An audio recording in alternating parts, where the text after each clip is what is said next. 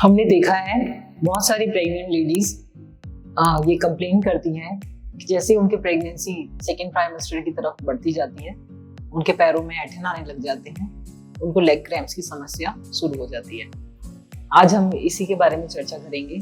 This is doctor Kavita Goyal, senior obstetrician and gynaecologist, doctor Kavita's gynae clinic, Jaipur. Pregnancy में जो ऐंठन आ रही है या पैरों पे जो नस पर नस चढ़ रही है या जिसे प्रेगनेंसी के लेग क्रैम्प्स बोलते हैं, इनके बहुत सारे कारण होते हैं। चौथा पांचवा महीना शुरू होने लगता है, उनके बॉडी के सर्कुलेटरी चेंजेस हो जाते हैं, मतलब उनके बॉडी में बहुत ज़्यादा ब्लड फ्लो बढ़ जाता है, उनका जो ब्लड का वॉल्यूम है वो ऑलमोस्ट डबल हो जाता है।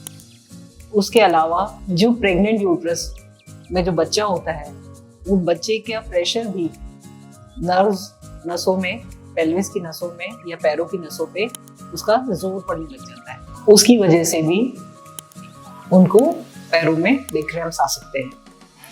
कई बार हमने देखा है कि कोई लेडीज को कैल्शियम की, मैग्नीशियम की डेफिशिएंसी होती है, उनकी डाइट प्रॉपर नहीं हो पाती, या बहुत ज़्यादा हॉट एंड ह्यूमिड एनवायरनमेंट में डिहाइड्रेशन हो जाता है, लेडीज को फैटीग रहने लग जाता है, और थकान की वजह से, पानी की कमी की वजह से उनको बहुत डिस्कम्फर्ट होने लग जाता है।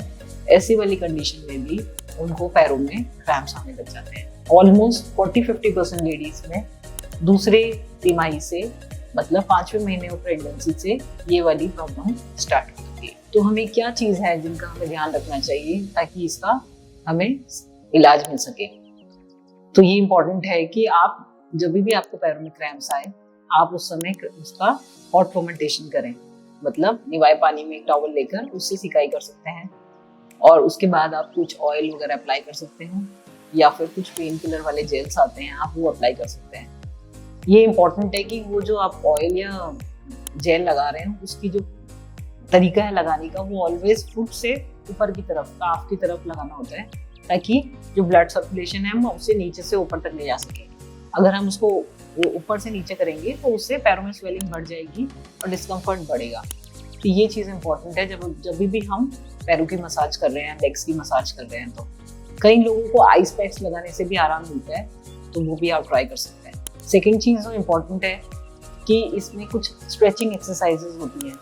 जो पैर है, हमारे फुट है, उसकी कुछ स्ट्रेचिंग एक्सरसाइजेज, वो हम रेगुलरली मूवमेंट्स देते रहें उसको, तो उससे भी आपको फुट को आराम मिलेगा और उसका ब्लड सर्कुलेशन इम्प्रूव होगा और क्रैम्प्स कम से कम आएंगे आपको। कुछ डाइट में भी हमें इम्प्रूव करना पड़ेगा, जैसे स्पेसिफिकली कुछ ड्राई फ्रूट्स वगैरह। अगर आप गर्म एनवायरनमेंट में रहते हैं और आप ड्राई फ्रूट्स रॉ नहीं खा सकते, तो आप उसको भिगो के ले सकते हैं। डॉक्टर के कहने पे आप कुछ कैल्शियम के सप्लीमेंट्स, विटामिन के सप्लीमेंट्स भी स्टार्ट कर सकते हैं। ये भी ज़रूरी है कि आप डाइट के साथ साथ वाटर इनटेक, मतलब अपने आप को अच्छे से हाइड्रेट रखें, क्योंकि वाटर की कमी से, पानी की कमी से बॉडी में, उससे भी पैरों में क्रैम्प्स आते हैं। आप लिक्विड्स में कोकोनट वाटर ले सकते हैं, आप छाछ, शिकंजी, ये सब भी ऐड कर सकते हैं। जैसा कि मैंने आपको पहले भी बताया है, जो लेडीज प्रोलॉन्ग खड़ी रहती हैं, कुछ उनका काम ऐसा रहता है कि खड़े रहने का काम है, उसमें आप स्टॉकिंग्स का इस्तेमाल कर सकते हैं। और जो फुटवेयर है वो इम्पोर्टेंट है कि उसकी हील बहुत ज़्यादा नहीं रहे, और एक अच्छा सोल वाला, एक सॉफ्ट वाला सोल वाला आप कुशन वाला फुटवेयर यूज़ करें। फिर भी अगर रात को आपको इश्यूज आ रहे हैं, नाइट क्रैम्प्स आ रहे हैं, तो आप लेग्स के नीचे 2 पिलोज को आप पाँव के नीचे लगा के और थोड़ा एलिवेट कर सकते हो लेग्स को।